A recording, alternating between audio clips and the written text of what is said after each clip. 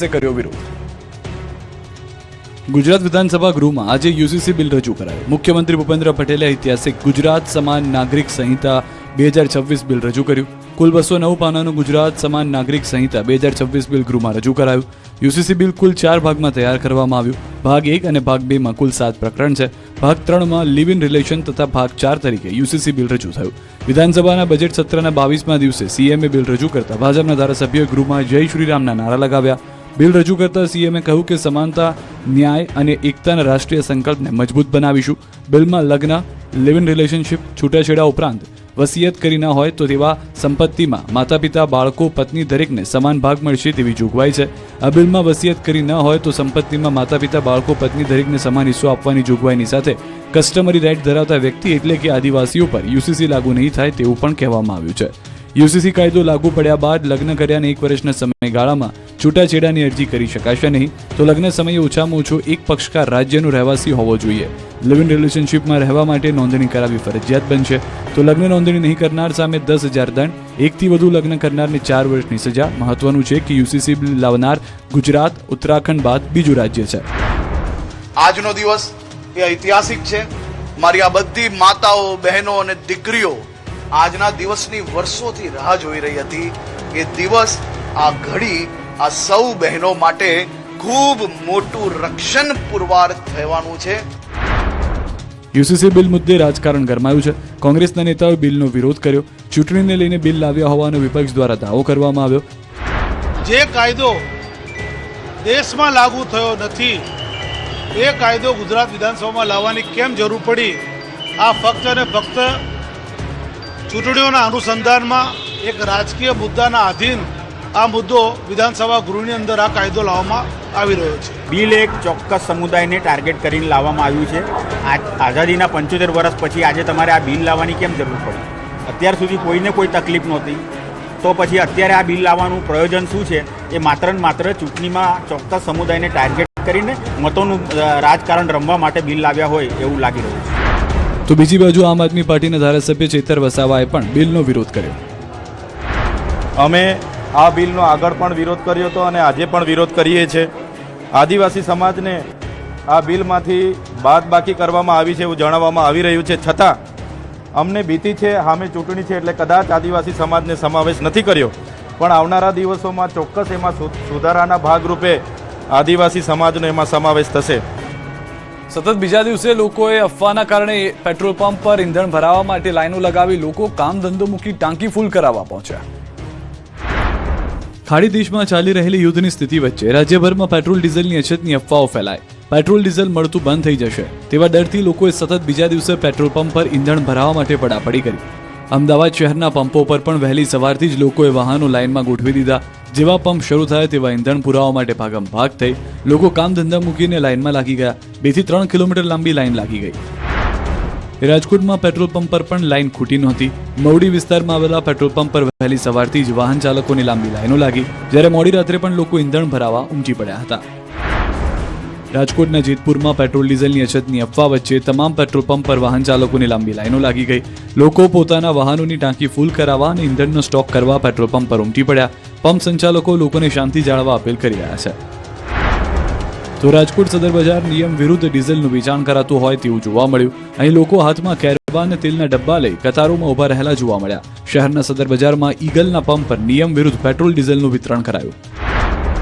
વડોદરામાં પણ પેટ્રોલ પુરાવા માટે અફરાતફરીના દ્રશ્યો સર્જાયા। પેટ્રોલ પંપ પર લોકોની કતાર જોવા મળી। આ મામલે પંપના સંચાલકનું પણ કહેવું છે કે પેમેન્ટ સિસ્ટમમાં સામાન્ય બદલાવને કારણે મુશ્કેલી પડી રહી છે। લોકોએ ડરવાની કે કતાર લગાવવાની જરૂર નથી। વડોદરામાં રિફાઇનરી ઘર આંગણે હોવાથી કોઈ મુશ્કેલી નથી। વડોદરાના પુરવઠા અધિકારી ગીતાબેન દેસાઈએ લોકોને પેનિક ન થવા જણાવ્યું। શહેરમાં પેટ્રોલ ડીઝલનો પૂરતો સ્ટોક હોવાની માહિતી આપી।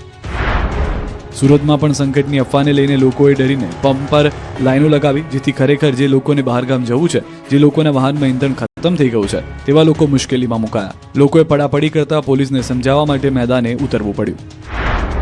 બનાસકાંઠામાં તો હદ થઈ ગઈ। લોકો પોતાના વાહનમાં તો ટાંકી ફૂલ કરાવી જ ગયા, પરંતુ લોકો રસોડાના વાસણો લઈને પેટ્રોલ ભરાવવા માટે પહોંચી ગયા। કોઈ કેરબા લઈને, કોઈ બરણી લઈને, કોઈ કેન લઈને, કોઈ કુકર લઈને પેટ્રોલ ભરાવા આવતા પંપ પર કર્મીઓ પણ ચોંકી ગયા। નવાઈની વાત તો એ છે કે પંપ સંચાલકોએ ના પાડવાની બદલે કાળા બજારીઓને પેટ્રોલ ભરી પણ આપ્યું। જૂનાગઢમાં પણ પેટ્રોલ પંપ પર લાઈનો યથાવત જોવા મળી. શહેરના તમામ પેટ્રોલ પંપ પર વહેલી સવારથી જ લાંબી લાઈનો જોવા મળી. જિલ્લામાં પેટ્રોલ ડીઝલનો પૂરતો જથ્થો ઉપલબ્ધ હોવા છતાં અછત સર્જાશે તેવી અફવાઓને કારણે લોકો પેટ્રોલ ભરાવવા પહોંચ્યા. આ બાજુ છોટાઉદેપુરમાં પણ પેટ્રોલને લઈને બબાલ થઈ ગઈ. કર્મચારી અને ગ્રાહક વચ્ચે થઈ માથાકૂટ. લાઇનમાં વચ્ચે ઘૂસવા બાબતે થઈ મારામારી. બે યુવકો વચ્ચે થઈ ભયંકર મારામારી, જેને લઈને અફરાતફરી પણ મચી ગઈ.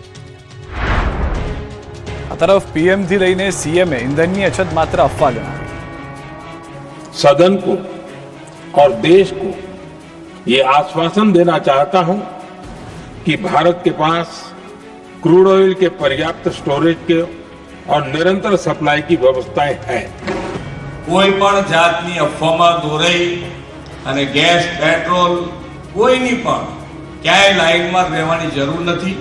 તમારે બધાએ એક જ વસ્તુ છે કે જ્યારે બધા સાથે છીએ તો કોઈને તકલીફ પડે નહીં એવું માન્ય વડાપ્રધાન શ્રી પણ કેન્દ્રમાંથી પૂરતું ધ્યાન આપી રહ્યા છે. રાજ્યની અંદર ગેસ અથવા તો પેટ્રોલ ડીઝલની કોઈ તંગી નથી. જેને જ્યારે જોઈએ જેટલું જોઈએ એટલું મળશે. એટલે આ અફવાઓ ફેલાવવાવાળાઓથી આપણે પણ સાવધાન રહેવાનું છે. કોઈ પણ પ્રકારની પેનિક થયા વગર જ્યારે જરૂર હોય ત્યારે જ ભરાવા જાય એવી મારી સૌ ગુજરાતના નાગરિકોને અપીલ છે. પેટ્રોલ અને ડીઝલનો પૂરતો જથ્થો ઉપલબ્ધ કરાવવામાં આવેલ છે. પૂરતો બફર સ્ટોક પણ ઉપલબ્ધ કરાવવામાં આવેલ છે. કોઈ પણ પ્રકારનો બાદ પેટ્રોલ કે ડીઝલ ઉપર મૂકવામાં આવેલો નથી અને એ પ્રથમ દિવસથી જ પૂરતા પ્રમાણમાં ઉપલબ્ધ છે. ગેસની અછતના કારણે રાજ્યના ઉદ્યોગને ફટકો. લાખો કારીગરો બેકાર થયા. હોસ્પિટલ અને મંદિર સુધી પહોંચી યુદ્ધની અસર.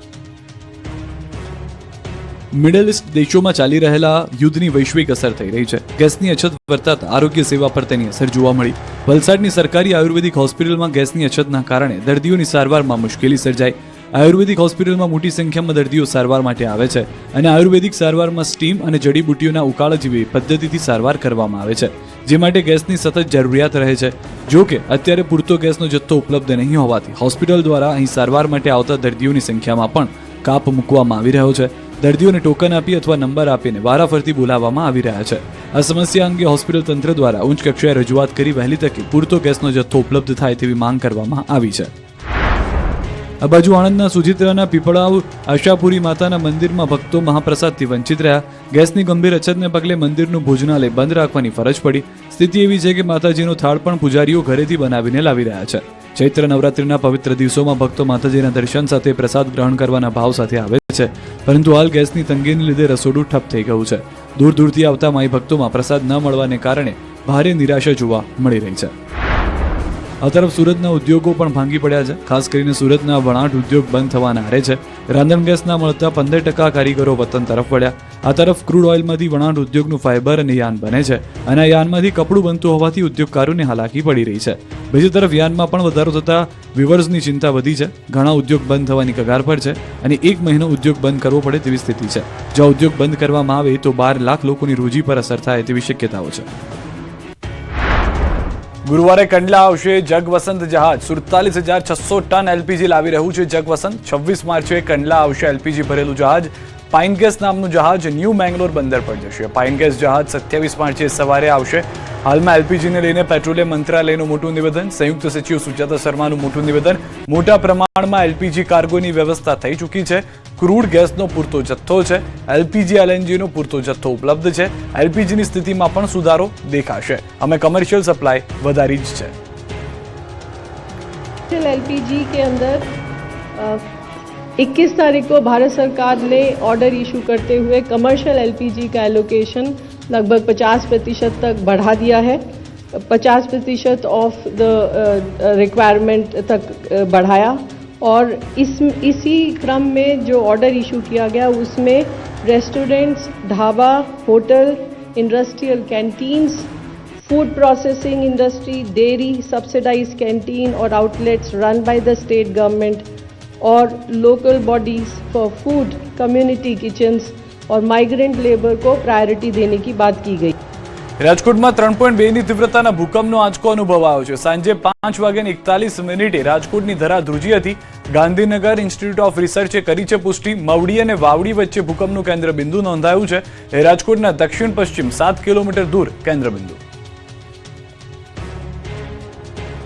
ભાજપે રાજકોટ મનપામાં ભ્રષ્ટાચાર કર્યાના આક્ષેપો સાથે કોંગ્રેસ મનપા કચેરી ગજવી, પથ્થરના હાર પહેરી વિરોધ કર્યો, પોલીસ સાથે થઈ રકઝક.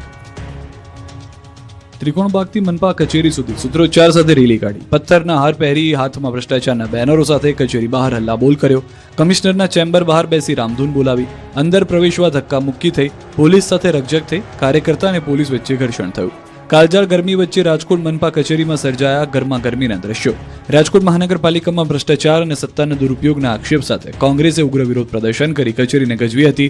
ત્રિકોણબાગથી આરએમસી કચેરી સુધી વિશાળ રેલી કાઢીને ઉગ્ર વિરોધ પ્રદર્શન કરવામાં આવ્યું. આ વિરોધ પ્રદર્શન દરમિયાન કોંગ્રેસે મેયર અને સ્ટેન્ડિંગ કમિટીના ચેરમેનના ગેરકાયદેસર બાંધકામ, ભાજપના પૂર્વ કોર્પોરેટર સામેના ભ્રષ્ટાચારના આક્ષેપ તેમજ ટીપી શાખામાં ચાલતી ગેરરીતિ મુદ્દે સૂત્રોચ્ચાર કરીને ભાજપ સરકારને ઘેરી હતી. ખાસ કરીને ટીઆરપી ગેમ ઝોન અગ્નિકાંડમાં થયેલા ભ્રષ્ટાચારને મુખ્ય મુદ્દો બનાવી કોંગ્રેસે સત્તાધારી પક્ષ પર જનતાના જીવ સાથે ચેડા કરવાનો ગંભીર આરોપ લગાવ્યો અને જવાબદારો સામે કડક કાર્યવાહીની માંગ કરી. કચેરી અંદર પ્રવેશવા દેવામાં ન આવતા પોલીસ અને કોંગ્રેસના કાર્યકર્તાઓ વચ્ચે ઘર્ષણ થયું. કોંગ્રેસ નેતાઓએ હલ્લાબોલ કર્યો, કમિશનર ચેમ્બર બહાર બેસીને રામધૂન બોલાવી હતી. આ તરફ ગાંધીનગર મનપા કચેરીને કોંગ્રેસે ગજવી, ખોટું ચલણી નોટો ઉડાવી, રામધૂન બોલાવી.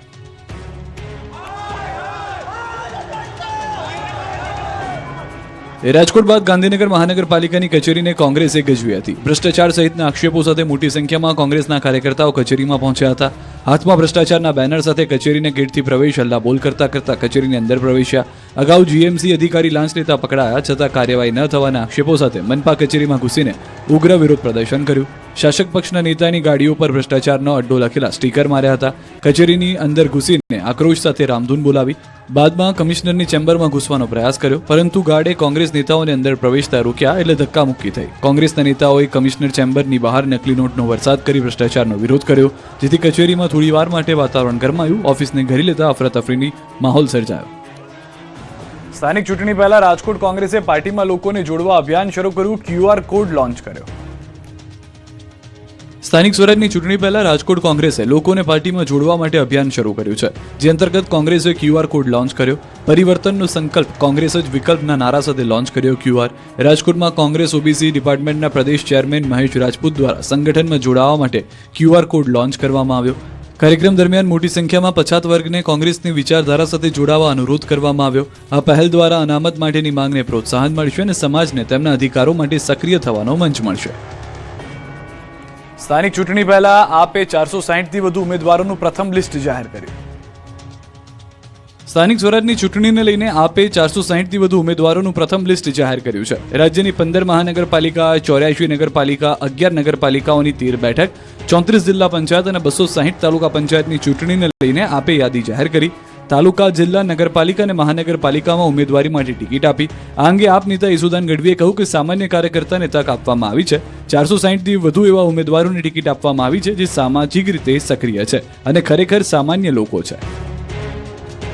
સુરતના ખજોદ ડમ્પિંગ સાઇટ પર 52 દિવસમાં ફરી આગ લાગતા ધુમાડાના ગોટે ગોટા દેખાયા. જાણે વાદળો નીચે આવી ગયા હોય તેવા દ્રશ્યો સુરતની ભયંકર આગના છે.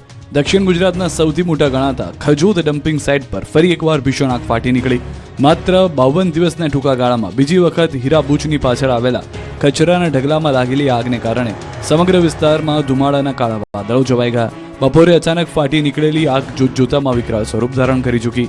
આગ એટલી ભીષણ છે કે તેના ધુમાડાના ગોટા કિલોમીટર દૂર સુધી જોવા મળ્યા છે. ખજોદની આસપાસના વિસ્તારમાં જેવા કે વેસુ, VIP રોડ અને અલથાણમાં રહેતા લોકોને રોડ પરથી જ ધુમાડાના ગોટા દેખાયા. આખા વિસ્તારમાં ધુમાડાનું સામ્રાજ્ય છવાયું. આ અંગેની જાણ થતાં ફાયર બ્રિગેડની અનેક ગાડીઓ ઘટના સ્થળે પહોંચી અને પાણીનો મારો ચલાવ્યો. થોડા દિવસ પહેલા પણ લાગી હતી આગ. આગ પર કાબુ મેળવવામાં ફાયર વિભાગને 3 થી 4 દિવસ લાગી ગયા. ત્યારે ફરી એકવાર આગ લાગતા નાસભાગ મચી ગઈ છે. વડોદરામાં પેટ્રોલની ટાંકી ફૂલ કરાવીને યુવાન બહાર આવ્યો અને બાઇક ભડભડ સળગવા લાગ્યો. પેટ્રોલ પંપ પર બાઇકમાં પેટ્રોલ ભરાવવા માટે યુવાન કલાકો સુધી લાઇનમાં ઉભો રહ્યો. કલાકો બાદ વારો આવ્યા બાદ બાઇકની ટાંકીની પેટ્રોલથી ફૂલ કરાવી અને જેવો પેટ્રોલ પંપની બહાર નીકળ્યો તો બાઇક ભડભડ સળગવા લાગ્યું. યુવાન બાઇક મૂકી દૂર ભાગી ગયો અને ભર બજારમાં મચી ગઈ અફરાતફરી. ધ બર્નિંગ બાઇકના દ્રશ્યો વડોદરાના આજવા રોડ પર સરદાર એસ્ટેટ વિસ્તારના છે, જ્યાં પેટ્રોલ પંપ બહાર બાઇકમાં અચાનક આગ લાગી ગઈ. ચાલક પેટ્રોલ પુરાવીને પંપની બહાર નીકળ્યો, ત્યાં જ બાઇકમાં આગ લાગી. આગની તીવ્રતા એટલી વધારે હતી કે આખી મોટરસાયકલ બળીને ખાક થઈ ગઈ. બનાવની જાણ થતાં જ પાણીગેટ ફાયર બ્રિગેડના જવાનો તરત જ સ્થળ પર પહોંચ્યા અને પાણીનો મારો ચલાવીને આગ પર કાબુ મેળવી લીધો. અમદાવાદના વસ્ત્રાપુરમાં નશામાં ધૂત કાર ચાલકે મચાવ્યો આતંક. રોંગ સાઈડમાં કાર હંકારી 2 રાહદારીઓને અડફેટે લીધા. અમદાવાદના પોશ ગણાતા વસ્ત્રાપુર તળાવ વિસ્તારમાં વહેલી સવારે ડ્રિંક એન્ડ ડ્રાઈવની ભયાનક ઘટના બની. વસ્ત્રાપુર શહીદ ચોક નજીક 22 વર્ષીય નશામાં ધૂત કાર ચાલકે રોંગ સાઈડમાં પૂર ઝડપે કાર હંકારી અન્ય વાહનો અને રાહદારીઓને અડફેટે લેતા અફરાતફરી મચી ગઈ. આરોપી ગજેન્દ્ર ઉર્ફે ગજ્જુ પાટીદારે નશામાં ચૂર બનીને રોડ પોતાના બાપુજીના નામે હોય તે રીતે કાર હંકારીને રીતસરનો આતંક મચાવ્યો. રોંગ સાઈડમાં મોત બનીને આવેલા નબીરાએ સામેથી આવતા વાહનને ટક્કર મારી. કારને ટક્કર માર્યા બાદ પણ ચાલકે કાર ઊભી રાખી ન હતી અને રસ્તા પર ચાલતા જતા 2 રાહદારીઓને અડફેટે લીધા હતા. અકસ્માત સર્જી લગભગ 100 થી 200 મીટર ગાડી ખસરી હતી. અકસ્માત સર્જી કારમાં 3 લોકોમાંથી 2 લોકો ભાગી ગયા. પોલીસે ફરિયાદના આધારે 22 વર્ષીય ગજેન્દ્રની ધરપકડ કરી છે. કારમાંથી વિદેશી દારૂની બોટલ મળી આવી. વડોદરામાં પૂરપાટ જતો બાઇક ચાલક સીધો ભૂવામાં ખાબક્યો, દોરડાથી ખેંચીને બહાર કાઢ્યો. વડોદરાના ભાયલી વિસ્તારમાં એક બાઇક ચાલક પોતાની બાઇક લઈને પૂરપાટ જઈ રહ્યો હતો ત્યારે તે ભાયલીમાં ચાલતા ડ્રેનેજના કામ પાસે પહોંચ્યો અને કંઈ સમજે તે પહેલા જ ખાડામાં ખાબક્યો. તંત્રની બેદરકારીના કારણે યુવાન ખાડામાં ખાબક્યો કેમ કે પાલિકાએ ડ્રેનેજની કામગીરી પૂર્ણ તો કરી દીધી પરંતુ યોગ્ય પુરાણ નહીં થતા માર્ગ ધસી ગયો. મસમોટો ભૂવો પડી ગયો જે યુવાનને નહીં દેખાતા તેમાં ધડામ દઈને પડ્યો જેથી લોકો યુવાનને બચાવવા માટે દોડી આવ્યા અને દોરડા વડે યુવાનને બહાર કાઢ્યો. યુવાનને ઈજા પહોંચી હતી ત્યારે બાઇકને પણ નુકસાન થયું. અધૂરી અને અયોગ્ય કામગીરીના કારણે યુવાનનો જીવ જતા જતા બચી ગયો. અમદાવાદના અમરાઈવાડી વિસ્તારમાં અસામાજિક તત્વોનો આતંક જોવા મળ્યો છે. કેટલાક શખ્સોએ ધસી આવીને રિક્ષામાં તોડફોડ કરી બાદમાં હથિયારો સાથે યુવકને માર માર્યો. રિક્ષાની બહાર કાઢીને યુવાનને ઢીવી નાખ્યો. આ બાજુ સુરતના લીંબાયતના મીઠીખાડી વિસ્તારમાં એક લુખ્ખાએ મહિલાના વાહનમાં તોડફોડ કરી. આરોપીએ ઘરમાં ઘૂસી અપશબ્દો સાથે ધમકી આપી. વચ્ચે આવવા પર જાનથી મારી નાખવાની ધમકી આપી. બાદમાં ઘર બહાર પાર્ક કરેલી મોપેડમાં પણ તોડફોડ કરી. તો અરવલ્લીના મોડાસામાં તસ્કરોએ મોડી રાત્રે એક સાથે 13 દુકાનના તાળા તોડ્યા. શુભ કોમ્પ્લેક્સની 13 દુકાનોમાં તસ્કરોએ હાથફેરો કર્યો. સુરતમાં ઉધના પોલીસે ઘરફોડ ચોરીનો ભેદ ઉકેલ્યો. ધોળા દિવસે ઘરમાંથી સોનાની ચેઇન, બુટ્ટી, પેન્ડલ, ચાંદીની પાયલ ચોરી કરનાર 3 આરોપીઓને પકડી પાડ્યા. સુરતમાં આવેલા હેતલ એપાર્ટમેન્ટમાં ઘરના દરવાજાનો નકુચો કાપી ચોરોએ પ્રવેશ કર્યો હતો. ગીરગઢડાના ન્યાય મંદિર પાછળના વિસ્તારમાં ગત રાત્રે સિંહણના શિકાર અને તેની ચપળતાના એવા દ્રશ્યો જોવા મળ્યા જેને જોનારાઓના શ્વાસ અદ્ધર કરી દીધા. એક સિંહણે શિકારની શોધમાં રહેણાંક વિસ્તારમાં લટાર મારતા મારતા વાડીના ગેટ પાસે એક વાછરડાનું મારણ કર્યું. આ ઘટના સમયે વાડી માલિક અને સિંહ પ્રેમીઓ ત્યાં પહોંચી ગયા પરંતુ સિંહણની સ્ફૂર્તિ જોઈ સૌ કોઈ દંગ રહી ગયા. પોતાના શિકારને અન્ય કોઈ પડાવી ન જાય તેવા ડરથી સલામતીના ભાવથી સિંહણે ગણતરીની સેકન્ડોમાં જ ભારે ભરકમ મારણને પોતાના જડબામાં મજબૂતીથી દબાવ્યું અને વાડીના ઊંચા ગેટ પરથી આસાનીથી કૂદકો મારી અંદર પ્રવેશી ગઈ હતી. આ બાજુ ગીર સોમનાથમાં એક સાથે 9 સિંહોનું ટોળું જોવા મળ્યું. મોડી રાત્રે ફરેડા રોડ પર જલારામ મંદિર પાસે 9 સિંહોનું ટોળું ધસી આવ્યું જ્યારે એક સિંહણ તો રહેણાંક મકાન પર ચડી ગઈ જેથી ઘરના લોકોના જીવ તાળવે ચોંટી ગયા. જોકે મકાનના નળિયાના ખડખડાટના અવાજને કારણે પરિવારજનો સચેત બની ઘર બહાર નીકળી ગયા. જૂનાગઢમાં ગીરના જંગલ પર બોરદેવી રોડ પર સિંહ બેલડી મંદિરમાં આટાફેરા મારતી કેદ થઈ. ચૈત્રી નવરાત્રી ચાલી રહી છે ત્યારે મંદિરના ઓટલા પર સિંહે કરી પ્રદક્ષિણા. સુરેન્દ્રનગરના થાન તાલુકામાં દીપડાની દહેશત જોવા મળી. સોનાગઢ ગામની સીમમાં દીપડો દેખાયો. 15 દિવસમાં 8 પશુઓનું મારણ કર્યું જેથી પશુપાલકો અને ગ્રામજનોમાં ભયનો માહોલ છે. માંડવીના બિદડા પાસે એસટી બસ બની ધક્કા ગાડી. માંડવી મુન્દ્રા રૂટની બસ માનવ મંદિર પાસે ખૂટવાઈ જતા લોકોએ ધક્કા આપી બસને શરૂ કરવાનો પ્રયાસ કર્યો. લાંબે સુધી ધક્કા આપ્યા બાદ પણ બસ ચાલુ ન થઈ. આ તરફ નવસારીના ધારાસભ્ય આનંદ પટેલની મુશ્કેલી વધી છે. લૂંટ, એટેમ્પ્ટ ટુ કમિટ મર્ડર સહિતના ગુનામાં કોર્ટમાં કેસ ચાલ્યો. આરોપીઓની ભૂમિકા સ્પષ્ટ હોવાની દલીલ કરી હતી. હવે આગામી સુનાવણી 9મી એપ્રિલે હાથ ધરાશે. ગરબાડા તાલુકાના જરી બુજર્ગ ગામે ઢાંકિયા તળાવમાં 17 વર્ષીય યુવક ડૂબ્યો. 24 કલાકથી વધુની સમય થયો છતાં યુવકનો કોઈ ભાળ મળી નથી. યુવક પોતાના સગામાં લગ્ન પ્રસંગમાં મામેરામાં આવ્યો હતો. અરવલ્લી પોલીસે એક જ IMEIની અનેક મોબાઈલ ચલાવવાની મોડસ ઓપરેન્ડી ઝડપી પાડી. એક જ IMEI નંબરવાળા 101 મોબાઈલ ઝડપ્યા. ચોરીના એક મોબાઈલ ડિટેક્શનના આધારે કાર્યવાહી કરી પોલીસે કુલ 7.14 લાખના મોબાઈલ જપ્ત કર્યા. કલ્યાણપુરના ચૂર ગામે વૃદ્ધને ચાલતા ચાલતા આવ્યો એટેક. વૃદ્ધ ચાલીને જઈ રહ્યા છે, હજુ તો રોડ પણ ક્રોસ કર્યો નથી ત્યાં ધડામ દઈને નીચે પટકાયા અને લોકો દોડીને આવ્યા. લાઈવ હાર્ટ એટેકના દ્રશ્યો દ્વારકાના કલ્યાણપુરના ચૂર ગામના છે જ્યાં એક વ્યક્તિ ચાલીને જઈ રહ્યા છે ત્યારે માત્ર ગણતરીની મિનિટોમાં જ તેનું પ્રાણ પંખીરું ઉડી ગયું. દ્રશ્યોમાં જોઈ શકાય છે કે એક વ્યક્તિ બપોરના સમયે ચાલીને જઈ રહ્યા છે. કાચા માર્ગથી પાકા માર્ગ સુધી પહોંચ્યા ત્યાં જ અચાનક તેમને દિલે દગો આપ્યો અને હાર્ટ એટેક આવ્યો અને ધડામ દઈને રોડ પર પડી ગયા. જે જોઈને આસપાસથી લોકો દોડી આવ્યા અને હોસ્પિટલે ખસેડ્યા. વૃદ્ધનું મોતથી શોકનું મોજું ફરી વળ્યું છે. આવતીકાલે ફરી પડી શકે છે માવઠું. હવામાન નિષ્ણાંત અત્રેયા શેટ્ટીનું અનુમાન. 25-26 માર્ચે માવઠાની આશંકા. સૌરાષ્ટ્ર કચ્છમાં થઈ શકે છે હળવું માવઠું. થોડી ગાજવીજ સાથે થઈ શકે છે માવઠું. 19 માર્ચ જેટલું વ્યાપક અને તીવ્ર નહીં હોય માવઠું. 29 માર્ચ સુધી મોટાભાગના વિસ્તારમાં 36 થી 38 ડિગ્રી રહેશે તાપમાન. સૌરાષ્ટ્ર દક્ષિણ ગુજરાતમાં 27 માર્ચે કેટલીક જગ્યાએ 39 થી 40 ડિગ્રી સુધી રહી શકે છે તાપમાન. 27 માર્ચ બાદ તાપમાન થઈ શકે છે ઘટાડા તરફ. 30 માર્ચ આસપાસ માવઠાના તીવ્ર રાઉન્ડની આશંકા. એપ્રિલમાં મારફાડ ગરમી પડશે. હવામાન નિષ્ણાંતોએ માર્ચ માસના અંતિમ દિવસોમાં માવઠાની આગાહી કરી છે, પરંતુ ખેડૂતોએ ચિંતા કરવાની જરૂર નથી. હમણાં કોઈ માવઠાના એંધાણ નથી. હવામાન વિભાગે માવઠાની શક્યતાને નકારી કાઢી. હવામાન વિભાગે આગાહી કરી છે કે અપર એર સાયક્લોનિક સર્ક્યુલેશન સક્રિય છે, પણ ગુજરાત પર અસર થશે નહીં. જેનો અર્થ એ થયો કે રાજ્યમાં કમોસમી વરસાદ નહીં ખાબકે. જો કે ઉનાળો ફૂલ ફોર્મમાં બેટિંગ કરશે.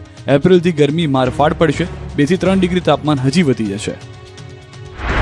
अभी जो सिस्टम है अभी कोई विशेष वेस्टर्न डिस्टर्बेंस जो कल था वो निकल गया है, मूव अवे हो गया है. तो अभी की कंडीशन के हिसाब से हम अगले 7 दिन तक ड्राई वेदर एक्सपेक्ट कर सकते हैं पूरे गुजरात स्टेट में. और साथ में जो यूटीज़ हैं दादर नगर हवेली, दमन, दीव इत्यादि. जो मैक्सिमम टेम्परेचर अगर देखें तो 2 दिन तक 2 से 3 डिग्री उत्तरोत्तर उसमें वृद्धि है. उसके बाद कोई विशेष बदलाव नहीं है. માર્ચ એન્ડિંગને લઈને સૌરાષ્ટ્ર સહિતના યાર્ડ અઠવાડિયું રહેશે બંધ. માર્ચ એન્ડિંગને લઈને કામકાજ હોવાથી સૌરાષ્ટ્ર સહિત રાજ્યના મોટાભાગના યાર્ડમાં મિની વેકેશન પડી ગયું. યાર્ડમાં ખેડૂતોને માલ લઈને નહીં આવવા માટે સૂચના આપી દેવામાં આવી છે. 1 એપ્રિલ સુધી યાર્ડમાં હરાજી નહીં થાય. એશિયાના સૌથી મોટા ગણાતા ઊંઝા માર્કેટિંગ યાર્ડમાં માર્ચ મહિનાના અંતમાં નાણાકીય વર્ષ પૂર્ણ થતું હોવાથી હિસાબી કામગીરીને પહોંચી વળવા માટે 25 માર્ચથી 1 એપ્રિલ સુધી હરાજીનું કામકાજ સંપૂર્ણપણે બંધ રાખવાનો નિર્ણય લેવામાં આવ્યો. માર્ચ એન્ડિંગ દરમિયાન વેપારીઓ અને યાર્ડના વહીવટીતંત્ર દ્વારા હિસાબો કરવાના હોવાથી 8 દિવસ સુધી હરાજી પ્રક્રિયા સ્થગિત રહેશે. 2 એપ્રિલથી યાર્ડમાં હરાજીનું કામકાજ ફરીથી નિયમિત રીતે શરૂ કરવામાં આવશે. આ દરમિયાન ખેડૂતોએ પોતાની જણસીઓ વેચાણ માટે યાર્ડમાં ન લાવવા વિનંતી કરવામાં આવી છે. તો ગોંડલ માર્કેટિંગ યાર્ડમાં 9 દિવસની રજા જાહેર કરવામાં આવી છે. ગોંડલ માર્કેટિંગ યાર્ડમાં માર્ચ એન્ડિંગ સબબ 9 દિવસની રજા જાહેર કરવામાં આવી છે. 25 માર્ચથી 2 એપ્રિલ સુધી 9 દિવસની રજા જાહેર કરવામાં આવી. આ દરમિયાન હરાજી જણસીઓની આવક સહિતની કામગીરી બંધ રહેશે. ખેડૂતોને જણસીઓ લઈને ન આવવા સૂચના આપી. તો જામખંભાળિયા માર્કેટયાર્ડમાં અનાજ વિભાગનું કામકાજ આગામી 6 દિવસ બંધ રહેશે. 26 માર્ચથી 31 માર્ચ સુધી હરાજી અને જણસીની ઉતરાય સંપૂર્ણ બંધ રહેશે. માર્કેટયાર્ડ ખાતે 1 એપ્રિલથી હરાજીનું કામ રાબેતા મુજબ શરૂ થશે.